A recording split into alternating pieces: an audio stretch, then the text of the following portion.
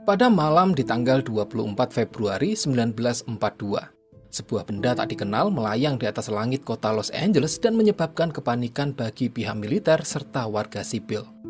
Alarm darurat pun bergema dan lampu-lampu di seluruh kota mulai dipadamkan. Para militer serta warga sipil terus menembaki langit secara membabi buta meski mereka tidak pernah tahu apa yang sedang mereka lawan. Bahkan setelah pertempuran yang berlangsung selama 1 jam itu, mereka juga tidak pernah menemukan benda apapun yang jatuh akibat pertempuran tersebut. Jadi, apa sebenarnya yang sedang mereka lawan? Kisah nyata yang terjadi di era Perang Dunia Kedua inilah yang kemudian menginspirasi sutradara Jonathan Liebesman untuk membuat film bertemakan serangan alien.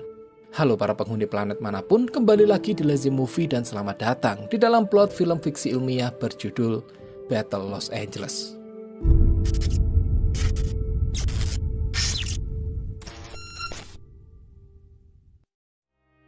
Hari itu, kota Los Angeles ramai seperti biasanya, mulai dari pusat kota hingga ke pesisir pantainya. Seorang anggota marinir bernama Sersan Bambang yang baru saja berolahraga dengan anggotanya, kemudian pergi ke markas Pendleton untuk memberikan berkas-berkas pengajuan pensiun dirinya. Dan sang atasan memberikan izin kepada Sersan untuk melakukan pensiun tepat setelah tugasnya dalam membina para marinir selesai dijalankan. Adegan kemudian berpindah kepada para marinir lain yang seterusnya akan terlibat dalam keseluruhan film. Mulai dari Satrio yang sedang menemani Kopral Harry untuk mempersiapkan acara pernikahannya yang akan diadakan dalam waktu dekat. Berikutnya ada Gandos yang sedang bersama anggota medis bernama Supri. Lalu ada Kriswanto yang sedang berkonsultasi dengan seorang dokter mengenai trauma yang dideritanya. Serta Wagimin yang sedang mengunjungi makam saudaranya. Di malam hari, mereka mengadakan pesta kecil-kecilan di sebuah lapangan golf bersama anggota lain yang bernama Paimo serta Mulyono. Keesokan harinya, NASA dan komunitas luar angkasa mengeluarkan peringatan gawat darurat setelah mengetahui adanya sejumlah meteor yang akan mendarat di pesisir pantai di 8 kota berbeda. Dan karena kemungkinan jumlahnya akan terus bertambah, evakuasi pun segera dilangsungkan untuk memindahkan populasi yang berdekatan dengan garis pantai California. Namun tidak sedikit juga orang-orang yang merasa penasaran dan justru beramai-ramai mendatangi pantai untuk melihat langsung jatuhnya meteor-meteor itu.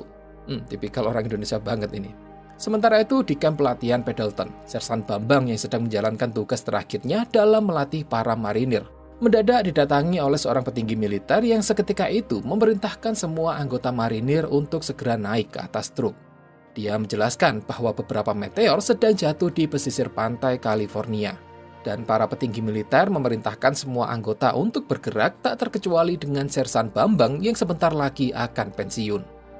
Sesampainya di pusat pangkalan marinir, Sersan Bambang kemudian ditugaskan untuk bergabung dengan peleton pertama di bawah komando seorang letnan muda bernama Mamat. Di sisi lain, para marinir yang diperkenalkan di awal film terlihat tengah sibuk mempersiapkan perlengkapan mereka. Di mana Kriswanto sempat mengatakan bahwa mungkin ini hanyalah sebuah pelatihan. Namun, Paimo membantah hal itu karena dia mendengar kalau Sersan Bambang dimasukkan ke dalam unit mereka. Ini bisa mengartikan kalau ada sesuatu hal penting yang sedang terjadi. Setelah semua persiapan selesai, mereka kemudian berkumpul untuk mendapatkan informasi mengenai apa yang sedang terjadi. Diketahui bahwa objek-objek yang jatuh di beberapa pesisir pantai ini baru bisa terdeteksi setelah memasuki atmosfer bumi. NASA juga memperkirakan bahwa objek-objek tersebut tidak jatuh dengan kecepatan tinggi.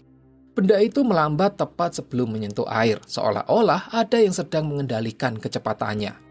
Citra panas pada teleskop Hubble menunjukkan bahwa pada setiap kerumunan ada objek utama yang jauh lebih besar daripada yang lain. Setiap objek memiliki bentuk geometris yang terlihat seperti sebuah benda mekanik.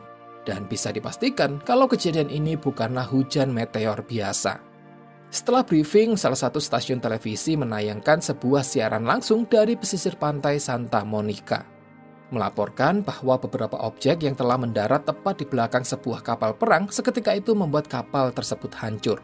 Disusul dengan ombak yang menyapu pantai serta beberapa makhluk asing yang mulai bermunculan. Setelah itu, para marinir bergabung dengan peleton Letnan Mamat untuk terbang ke wilayah konflik. Namun, ketika mereka sedang mengudara, objek-objek yang sedang berjatuhan tanpa sengaja membuat helikopter mereka beberapa kali mengalami guncangan. Terlihat juga kalau pesisir pantai kini telah hancur total.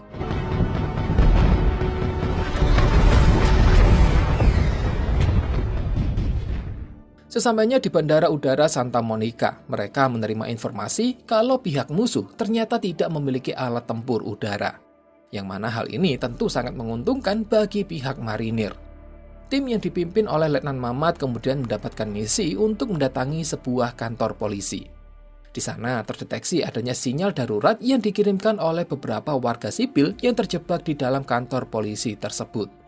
Dan misi ini harus segera diselesaikan hanya dalam waktu 3 jam sebelum bom-bom dijatuhkan oleh Angkatan Udara ke tempat-tempat yang dianggap sebagai zona merah.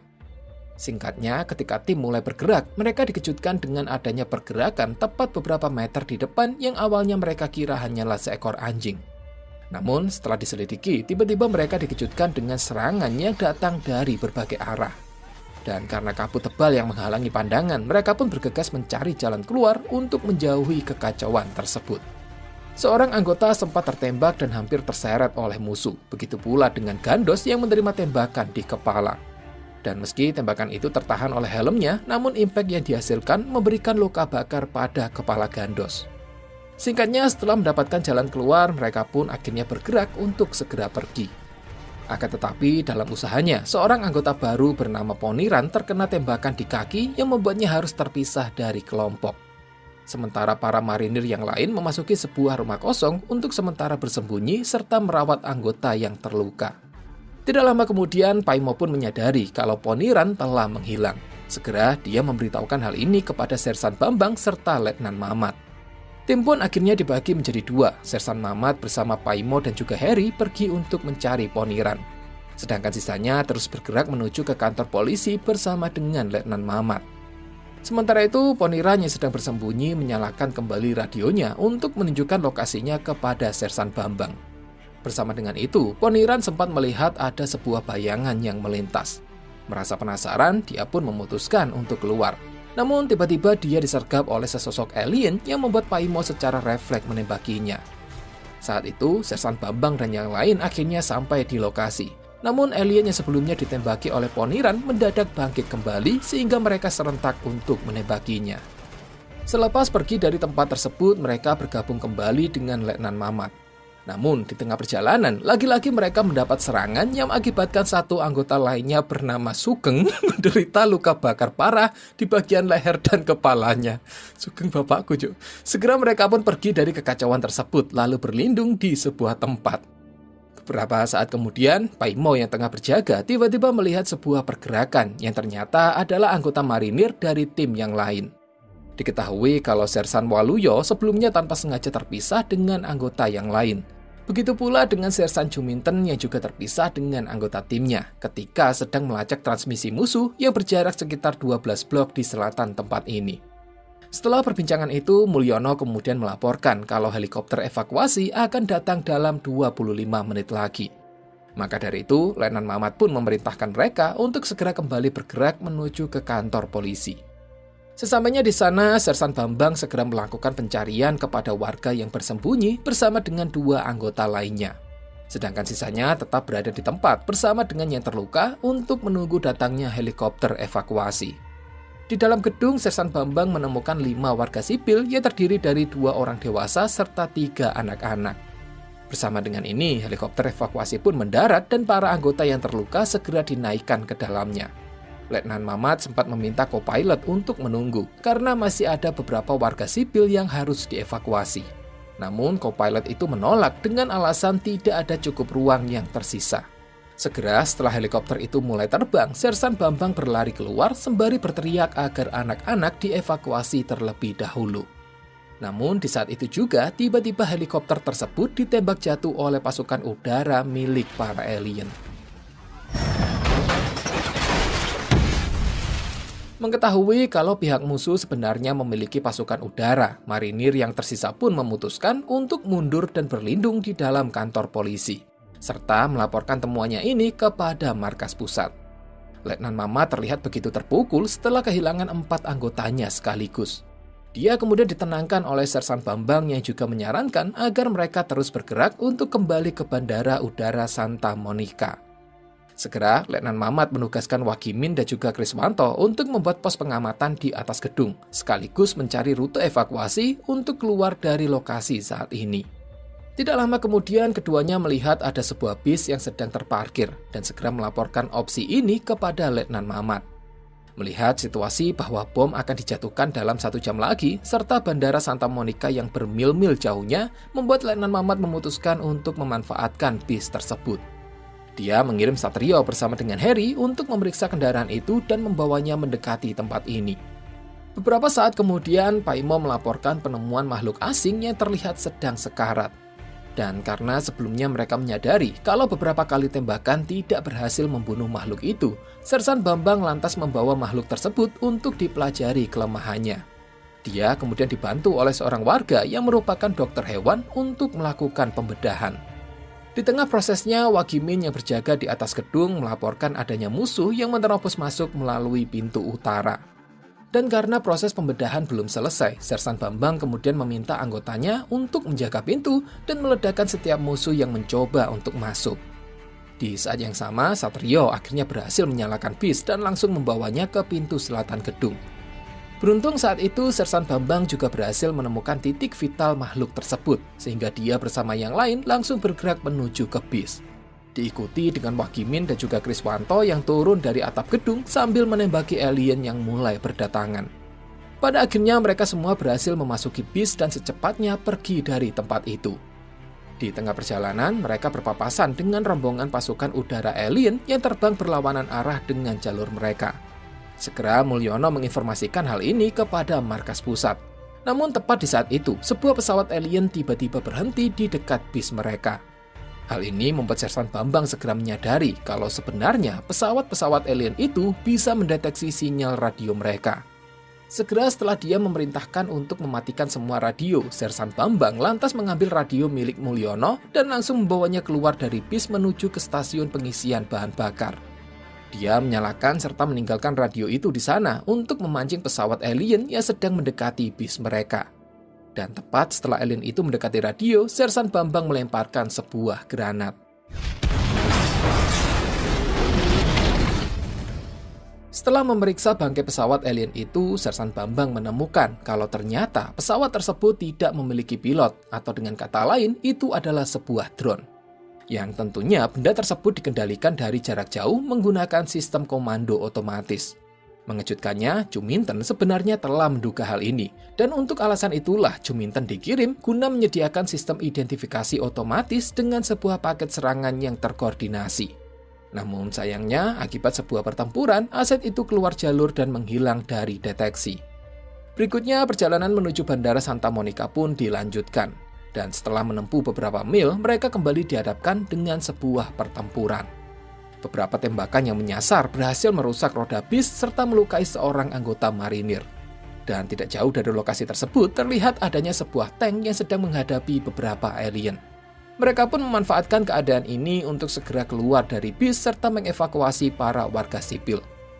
Namun tidak lama kemudian, tank itu pun akhirnya hancur dan hal ini membuat Sersan Bambang bersama Wagimin dan juga Kriswanto segera bergerak untuk mengcover evakuasi. Dibantu oleh Juminten, Satrio, serta Paimo yang berlindung di atas sebuah mobil militer. Akan tetapi saat itu sebuah misil tiba-tiba muncul dan menghantam bangkai helikopter yang menyebabkan 2 anggota marinir terjatuh. Wagimin yang menggunakan senjata kaliber 50 terlihat berhasil menembak beberapa alien yang ada di atas jembatan. Akan tetapi situasi justru semakin bertambah buruk setelah para alien itu membawa sebuah robot yang mampu menembakkan rudal. Hal ini membuat pertahanan marinir mulai menjadi kacau setelah rudal alien itu menghancurkan tempat perlindungan Sersan Waluyo yang sekaligus membuatnya terbunuh. Berikutnya, robot itu mengarah ke lokasi Wagimin yang dengan sigap segera pergi dari posisinya. Namun sayang, Satrio yang berusaha membantu Juminten akhirnya meninggal karena tidak sempat menghindar. Letnan Mamat juga terluka akibat percikan ledakan rudal alien setelah dia berusaha membantu Sersan Bambang untuk memasang bom C4 pada beberapa mobil. Di sisi lain, Mulyono yang sedang melindungi proses evakuasi juga terkena tembakan di dadanya. Seorang warga pria segera bergerak cepat untuk membantunya. Namun sayang, pria itu kemudian ikut terkapar setelah sebuah peluru mendarat di perutnya. Menyadari situasi yang semakin memburuk, Letnan Mamat kemudian memerintahkan Sersan Bambang untuk memimpin pasukan, serta menitipkan sebuah surat yang ditujukan kepada istrinya. Walaupun sempat keberatan dengan hal itu, namun ini adalah sebuah perintah, sehingga mau tidak mau, Sersan Bambang harus menjalankannya. Berikutnya, Letnan Mamat melakukan bunuh diri bersama dengan para alien menggunakan bom C4 yang tersisa di dalam bis. Kejadian ini justru membuat beberapa anggota berpikir kalau Sersan Bambang tega meninggalkan Letnan Mamat untuk mati. Melanjutkan perjalanan dengan berjalan kaki, mereka sempat berhenti di sebuah minimarket untuk mencari perlengkapan medis guna merawat luka pada warga pria, serta berlindung dari ledakan bom yang akan dijatuhkan di zona merah dalam beberapa menit ke depan. Juminten kemudian menunjukkan sebuah informasi yang didapatnya dari internet, di mana ada seorang profesor yang mengatakan kalau para alien menggunakan air di bumi sebagai bahan bakar pesawat, serta penampakan sebuah tempat pusat komando alien yang menjadi target Juminten sebelumnya. Yang jika benda itu dihancurkan, kemungkinan besar akan bisa melumpuhkan seluruh pasukan udara para alien. Berikutnya, waktu menunjukkan hampir pukul 19.30. Mereka pun bersiap dan berlindung untuk mengantisipasi efek guncangan dari bom-bom yang akan dijatuhkan di zona merah. Namun, setelah ditunggu-tunggu, tidak juga terdengar suara maupun getaran yang diakibatkan ledakan bom, sehingga mereka memutuskan untuk kembali melanjutkan perjalanan. Dan ketika sampai di Bandara Santa Monica, barulah mereka menyadari kenapa bom tidak jadi dijatuhkan. Terlihat Bandara Santa Monica yang sebelumnya berisi ribuan marinir, kini kondisinya telah hancur total dan tidak menyisakan satupun prajurit. Setelah menggeledah ruangan, Paimo menemukan sebuah peta yang menunjukkan lokasi dari markas militer yang masih beroperasi. Di saat yang sama, warga pria yang terluka sebelumnya akhirnya menghembuskan nafas terakhir dan meninggalkan anaknya kepada pihak marinir. Sersan Bambang kemudian mengatakan kepada para anggotanya untuk tidak lagi kehilangan warga sipil. Namun terjadilah adu argumen dengan Wagimin, di mana dia secara tidak langsung mengungkit kematian dari saudaranya yang kejadiannya sangat mirip seperti yang menimpa Letnan Mamat. Dia menganggap kalau Sersan Bambang telah dengan sengaja meninggalkan anggotanya hanya untuk kepentingan diri sendiri. Mendengar ini, Sersan Bambang kemudian mendekati Wagimin dan mulai menjelaskan semuanya. Hingga pada akhirnya, Wagimin pun memahami dan mulai terbuka dengan pemikirannya. Berikutnya, Sersan Bambang menugaskan anggotanya untuk mengumpulkan amunisi yang tersisa serta menyiapkan kendaraan yang akan mereka gunakan dalam perjalanan berikutnya. Setelah menghubungi helikopter evakuasi, mereka akhirnya berangkat dengan menggunakan 2 kendaraan militer. Meski dalam perjalanan sempat dihadang oleh beberapa alien, mereka tetap melaju dan menembus barisan musuh hingga tibalah mereka di lokasi evakuasi untuk kemudian terbang dengan sebuah helikopter. Dalam perjalanan, mereka disuguhkan dengan pemandangan kota Los Angeles yang kini telah berubah hanya dalam 1 malam. Dan tiba-tiba helikopter sempat mengalami gangguan seperti ada yang sedang mempermainkan tenaganya. Bersama dengan itu, Paimo menunjukkan adanya sebuah lokasi misterius yang membuat Sersan Bambang serta Juminten menduga kalau lokasi tersebut sebenarnya adalah tempat komando udara alien. Sersan Bambang kemudian meminta kepada pilot untuk menurunkannya di ketinggian 40 kaki. Dia menyerahkan kepemimpinan kepada Paimo serta memerintahkannya untuk menjaga warga sipil hingga sampai ke tempat pengungsian. Sersan Bambang kemudian turun dari helikopter dengan menggunakan tali. Namun tanpa diduga, ternyata semua anggota yang tersisa justru memutuskan untuk bergabung dengannya. Di sana, Sersan Bambang mengatakan kalau mereka berhasil mengatasi drone-drone alien, maka kemungkinan besar para militer memiliki kesempatan untuk kembali bertempur. Dia kemudian menanyakan pada Juminten jika ingin meletakkan komando dan alat pengontrol di mana dia akan menyembunyikannya. Dan Juminten pun menjawab, di bawah tanah. Segera mereka pun bergerak dengan mengendap-endap untuk memasuki saluran pembuangan. Walaupun sempat berhadapan dengan beberapa alien, mereka akhirnya bisa menemukan pusat komando tepat seperti apa yang difikirkan oleh Juminten. Namun, karena semakin banyaknya alien yang berdatangan, mereka pun memutuskan untuk mundur terlebih dahulu dan pergi dari saluran pembuangan tersebut. Mereka kemudian bertahan di sebuah reruntuhan dekat dengan pusat komando alien untuk mempersiapkan laser target dengan misil yang akan ditembakkan dari pangkalan udara Edward. Kriswanto kemudian menawarkan dirinya untuk menghubungi pangkalan menggunakan radio dengan naik ke atas sebuah menara.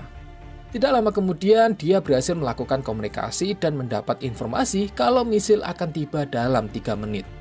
Sayangnya, tepat sebelum Kriswanto bisa pergi, sebuah drone alien muncul dan langsung menghancurkan tempat tersebut. Dan segera pertempuran sengit pun terjadi. Hingga ketika misil pertama datang dan berhasil menghantam pusat komando alien, para marinir pun bersorak gembira atas keberhasilan mereka. Namun, kegembiraan itu tidak berlangsung lama setelah mereka menyadari kalau pusat komando tersebut sedang berusaha dibawa pergi oleh drone-drone alien. Dan ketika Sersan Bambang berusaha untuk kembali mengarahkan lasernya, dia tiba-tiba diserang oleh sebuah drone yang menyebabkan laser itu jatuh ke sisi yang lain. Melihat ini, Harry bersama Juminten segera bergerak untuk berusaha mengambil laser target itu kembali. Sayangnya, misil kedua yang datang ternyata tidak berhasil menghantam pusat komando alien karena dihadang oleh sebuah drone. Melihat pusat komando itu akan menjauh, Harry berniat menyerangnya menggunakan rocket launcher. Namun, Sersan Bambang menahannya karena roket itu tidak akan cukup kuat untuk menghancurkannya. Hingga ketika misil ketiga datang, Sersan memerintahkan Juminten untuk menembak drone yang kembali berniat menghadang. Pada akhirnya, misil ketiga itu pun berhasil menghantam pusat komando dan membuat drone-drone alien mulai berjatuhan. Berikutnya, kelima marinir ini bersama-sama melakukan serangan untuk memukul mundur para alien yang masih tersisa.